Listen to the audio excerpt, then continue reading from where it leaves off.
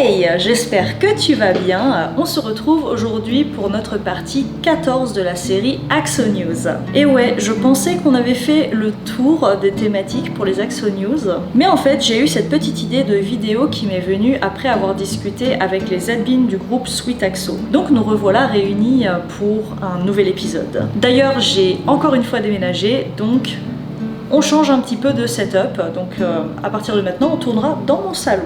Voilà. J'espère que ce nouvel environnement te plaît et n'hésite pas à me dire en commentaire, voilà, s'il y a quelques petits points à améliorer au niveau de la déco. Avant de commencer cette vidéo, comme d'habitude, je tiens à te rappeler que si tu es nouveau dans le merveilleux monde de l'axolote, n'oublie pas d'aller checker les autres vidéos de la chaîne qui vont te donner plein de bons conseils sur comment avoir une maintenance au top. N'hésite pas non plus d'ores et déjà à t'abonner à la chaîne et à liker cette vidéo pour me soutenir. Et pourquoi pas me rejoindre sur Instagram où je fais des updates sur les prochaines vidéos de la chaîne, mais où je te demande aussi très souvent ton avis. Voilà, maintenant que tout cela est dit, Gilbert, tu peux balancer le générique.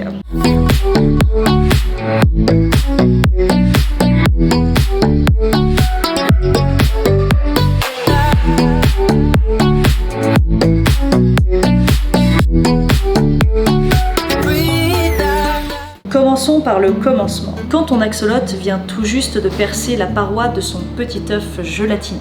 De sa naissance à ses 3 semaines environ, bébé Xoxo va se nourrir exclusivement de Nopile d'Artemia vivantes. D'ailleurs, le plus simple, c'est de te prendre un petit éclosoir à Artemia et de faire quelques tests avant que les bébés voient le jour pour être sûr que tu auras à manger pour eux quand ils en auront besoin. Si ce sujet t'intéresse, alors je rentre plus en détail dans cette vidéo. L'idéal à cet âge-là, c'est de leur prévoir 3 repas dans la journée, par exemple matin, midi et soir, et de changer leur eau avec de l'eau reposée, bien sûr, avant chaque repas, pour éviter tout pic de pollution, ce qui pourrait immédiatement tuer tous tes bébés. Pour optimiser leur prise de nourriture, assure-toi de choisir un tube pas trop grand pour qu'ils trouvent facilement les artémias, mais pas trop petit non plus, sinon attention au cannibalisme, les bébés sont vraiment des gros voraces. De 3 semaines jusqu'à leurs 5 cm, tu vas pouvoir commencer à introduire doucement des vers de vase congelés. Je te déconseille les vers de vase vivants car ils seront trop gros, trop longs et surtout, une fois ingérés, ils risquent de transpercer ton bébé axo dont les parois abdominales sont encore très fines et fragiles. Donc par précaution, je te recommande vraiment de partir sur des vers de vase congelés. En plus, au niveau des portions, c'est super pratique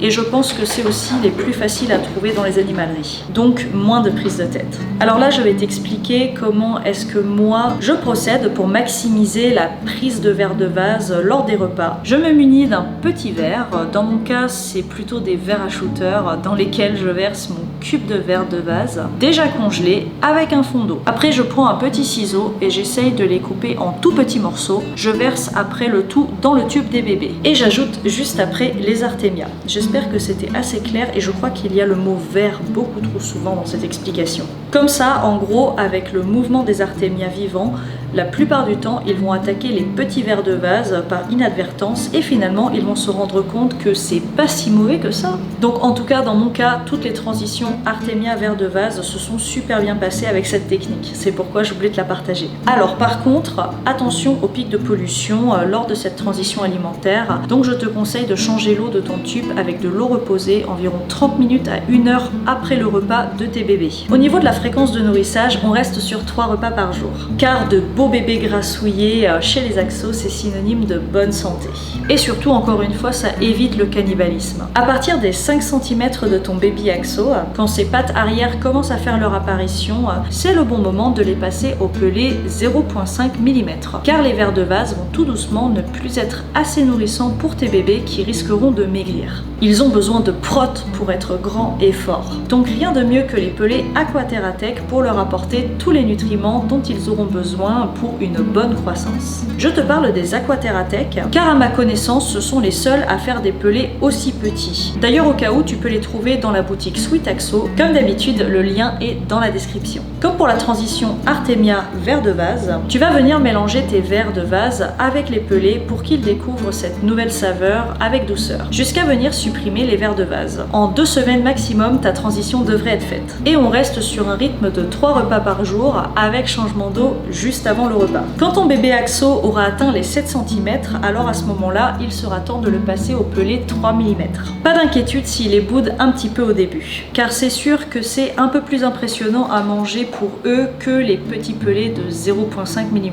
C'est aussi à cette période que tu commences à disperser les pelés dans le tube. Ce que je veux dire par là, c'est surtout ne plus leur donner à manger au-dessus de leur tête. Comme ça, tu leur donnes le réflexe de chercher au sol, et donc comme ça, tu vas réussir à le rendre autonome. Ça ne marche pas du premier coup et tu auras peut-être un peu de gaspillage de pelés, mais le tout est de ne surtout pas craquer et de leur donner à manger à nouveau au-dessus de leur tête. En 1 ou 2 semaines, ça devrait le faire. Aucun bébé n'est mort de ce procédé, il a juste eu un petit peu faim et par la suite, il est devenu entièrement autonome. Pour les repas, on passe à 2 repas par jour et un seul changement d'eau. Des 12 aux 15 cm, tu vas pouvoir espacer les repas. Un repas tous les 2 à 3 jours au choix et assure-toi de lui donner assez. En moyenne, 5 à 10 pelés par individu, c'est totalement correct. Après, bien sûr, si tu vois que ton Axo continue à réclamer, qu'il a faim et qu'il peut avaler plus de pelés que 5 ou 10, à ce moment-là, n'hésite pas à vraiment le nourrir jusqu'à satiété. Ce qui veut dire jusqu'à ce qu'il recrache ses pelés.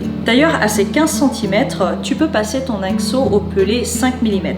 C'est la taille adulte pour les pelés. Et tu passes à un repas tous les 4 jours environ, avec une moyenne de 7 à 10 pelés par individu, mais encore une fois, on nourrit jusqu'à satiété. À partir de ces 20 cm, ton axolote est considéré comme adulte, même s'il n'a pas encore fini sa croissance et qu'il va continuer à grandir au fur et à mesure du temps. Là, tu vas passer à un repas par semaine et on donne environ 10 pelés par individu. Après, encore une fois, si c'est un petit glouton, n'hésite pas à nourrir suffisamment, donc jusqu'à satiété pour éviter justement qu'il y ait des petites attaques dans les groupes. Bien sûr, toutes ces directives, si on peut appeler ça ainsi, valent surtout pour les axos en pleine santé. Si tu as un axolote récupéré d'un sauvetage par exemple, un petit peu maigrichon et qui a 20 cm passés, n'hésite pas à lui donner des pelés plus fréquemment pour le faire grossir et reprendre du poids. Pour cela, tu peux lui donner un repas tous les 2-3 jours, jusqu'à satiété encore une fois.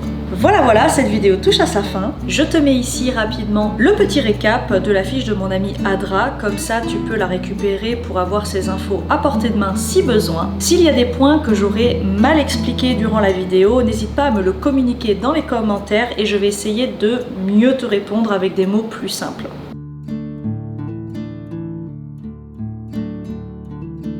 Sur ce, je te souhaite une excellente journée et te dis à la prochaine. Bye!